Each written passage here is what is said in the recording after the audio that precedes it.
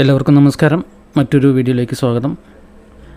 അടുത്ത ആഴ്ച നമുക്ക് വാങ്ങാൻ പറ്റുന്ന സ്റ്റോക്കുകളാണ് നമ്മൾ ഇനി പറയാൻ പോകുന്നത്. അടുത്ത ആഴ്ച എന്ന് പറഞ്ഞത് ഏപ്രിൽ മന്ത് എൻഡാണ്. സോ മന്ത് എൻഡും അതുപോലെ തന്നെ മെയ് ഫസ്റ്റ് വീക്ക് വാങ്ങാൻ പറ്റുന്ന രീതിയിലുള്ള സ്റ്റോക്കുകളാണ് നമ്മളിവിടെ പറയാൻ പോകുന്നത്. ഓക്കെ, അതിൽ ആദ്യത്തെ സ്റ്റോക്ക് എന്ന് പറയുന്നത് നോവ അഗ്രിടെക് ലിമിറ്റഡ് എന്ന് പറയുന്ന സ്റ്റോക്കാണ്.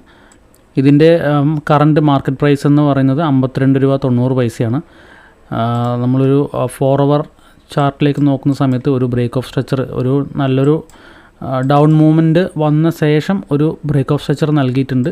അതിനുശേഷം തിരിച്ച് മാർക്കറ്റ് ആ ഒരു ഒബിയിലേക്ക് അല്ലെങ്കിൽ ഒരു FEGയിലേക്ക് മാർക്കറ്റ് റീട്രേസ് ചെയ്ത് അവിടെ നിന്ന് കയറി വീണ്ടും തിരിച്ച് ആ ഒരു മാർക്കറ്റ് അവിടെ വന്ന് വീണ്ടും ഒന്ന് റീടെസ്റ്റ് ചെയ്ത ശേഷം മാർക്കറ്റ് ചെറുതായിട്ടൊന്ന് കയറിയ ശേഷം തിരിച്ച് മാർക്കറ്റ് ഡൗണിലേക്ക് വന്നിട്ടുണ്ട്.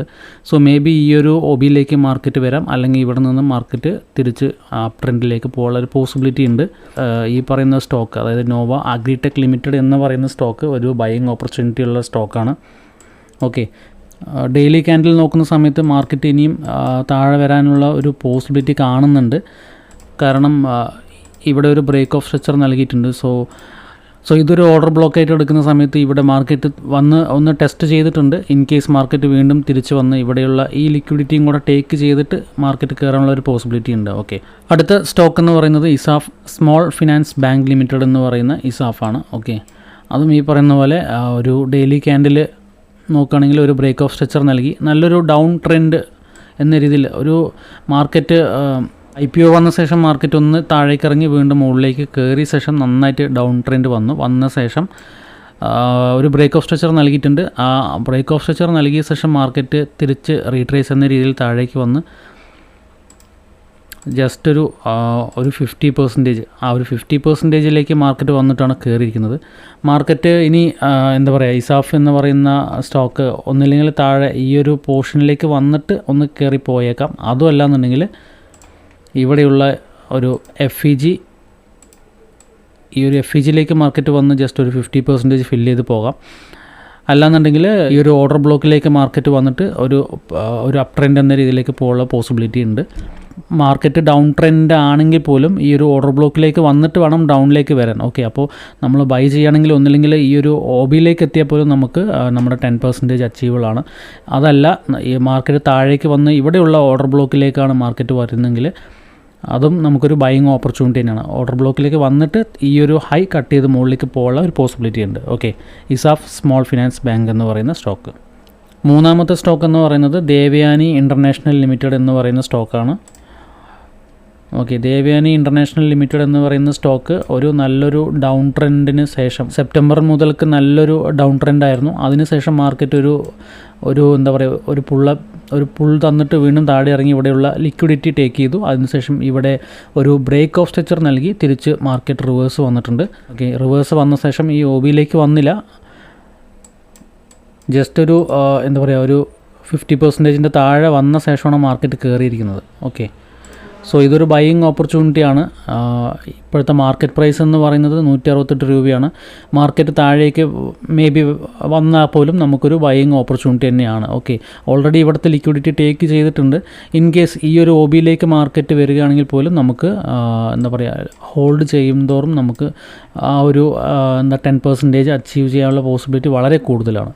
ഓക്കെ, ദേവയാനി ഇൻ്റർനാഷണൽ എന്ന് പറയുന്ന സ്റ്റോക്ക്, കാരണം ഒരു ഡിസ്കൗണ്ട് ഏരിയയിലാണ് ഇപ്പോൾ മാർക്കറ്റ് വന്ന് നിൽക്കുന്നത്. ഓക്കെ, പ്രീമിയത്തിൽ നിന്ന് മാർക്കറ്റ് താഴേക്ക് വന്ന് ആ ഒരു 50% എന്ന് പറയുന്ന ആ ഒരു ഇക്വിലിബ്രിയത്തിൻ്റെ താഴേക്ക് മാർക്കറ്റ് ഇറങ്ങി നിൽക്കുന്ന സമയമാണ്. ഓക്കെ, ഇതൊരു ഇക്വിലിബ്രിയം എന്ന രീതിയിൽ മാർക്കറ്റ് നോക്കുന്ന സമയത്ത് വീണ്ടും താഴേക്ക് ഇറങ്ങി സ്വീറ്റ് സ്പോട്ടും കഴിഞ്ഞ് താഴേക്ക് ഇറങ്ങി അവിടെ ഒരു ബ്രേക്ക് ഓഫ് സ്ട്രക്ചർ നൽകിയിട്ടാണ് മാർക്കറ്റ് ഇപ്പോൾ നിൽക്കുന്നത്.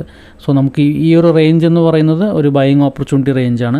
ഇവിടെ നിന്ന് ബൈ ചെയ്താലും കുഴപ്പമില്ല. ഇൻ കേസ് താഴേക്ക് ഇറങ്ങി ഇവിടെ നിന്ന് ബൈ ചെയ്തിപ്പോൾ താഴേക്ക് പോയാലും ലോസ് എന്ന രീതിയിൽ കാണിച്ചാൽ പോലും നമുക്കതൊരു എമോഷണലി നമ്മൾ ഒരിക്കലും എന്താ പറയുക, പാനിക്കാവാതെ നിൽക്കുന്നതാണ് കുറച്ചും കൂടി ബെറ്റർ. കാരണം മാർക്കറ്റ് തീർച്ചയായിട്ടും മുകളിലേക്ക് പോകും. നാലാമത്തെ സ്റ്റോക്ക് എന്ന് പറയുന്നത് രത്തൻ ഇന്ത്യ പവർ എന്ന് പറയുന്ന ഒരു സ്റ്റോക്കാണ്. രത്തൻ ഇന്ത്യ പവർ എന്ന് പറയുന്ന സ്റ്റോക്ക് ഡെയിലി ക്യാൻഡിൽ നോക്കുന്ന സമയത്ത് ഒരു ഓർഡർ ബ്ലോക്കിലേക്ക് മാർക്കറ്റ് വന്ന് നിൽക്കുന്നുണ്ട്.